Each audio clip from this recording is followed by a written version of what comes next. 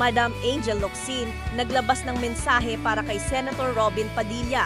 Nung mga panahong magkasama tayo, madalas mong ikwento yung panahon na namundok ka at nag-armas para ipaglaban ng bayan. Sabi mo pa nga, dinadalaw ka ng ex mo sa bundok. Sa statement mo na to, kahit papaano, natuwa akong makita ulit yung dating Robin Padilla na nakilala ko. At least, honest ka ngayon, kuya. Ang tanong ko lang, nasaan ka nung panahong nirertag ako kahit alam mong hindi totoo? Actually, kasama mo pa nga at katsikahan yung mga nangre-red tag, naghugas kamay at pumikit sa katotohanan. Isa sa mga pinakamalaking dahilan kung bakit ka binoto ng maraming Pilipino ay dahil inasahan nilang magiging matapang kang boses para sa mga kapatid nating Muslim. Pero bakit parang mas ipinaglalaban mo pa si Kibuloy? Naniniwala ka ba talaga na siya ang appointed son of God? Isa ka sa pinakamakabayang taong nakilala. Ikaw si Andres Bonifacio.